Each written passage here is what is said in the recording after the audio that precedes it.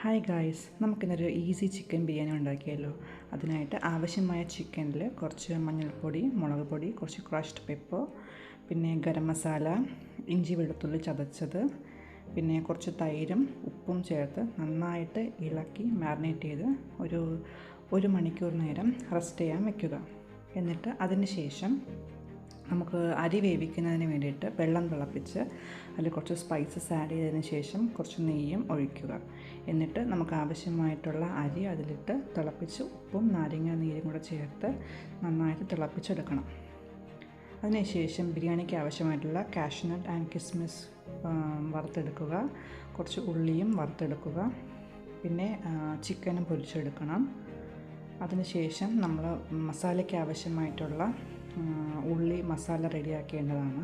അത് ചിക്കൻ പൊരിച്ച എണ്ണയിൽ തന്നെ ഉള്ളി ഇട്ടതിന് ശേഷം അത് നന്നായിട്ട് മൂപ്പിച്ച് മസാലയെല്ലാം ആഡ് ചെയ്യുക. എന്നിട്ട് കുറച്ച് തക്കാളി, പൊരിച്ച ചിക്കൻ എല്ലാം കൂടെ മിക്സ് ചെയ്ത് നന്നായിട്ട് വരട്ടിയെടുക്കുക. നമുക്ക് ലാസ്റ്റ്ലി ബിരിയാണി ദം ചെയ്യാൻ ആവശ്യമായിട്ടുള്ള നെയ്യ്, കുറച്ച് വേവിച്ച റൈസ്, പിന്നെ ചിക്കൻ, പിന്നെ നമ്മൾ വറുത്ത് വെച്ചേക്കുന്ന ഒനിയൻ, കാഷ്നട്ട്, കിസ്മിസ്, കുറച്ച് മല്ലിയില, പുതിനയില എല്ലാം ലെയേഴ്സാക്കി നമ്മൾ വയ്ക്കണം.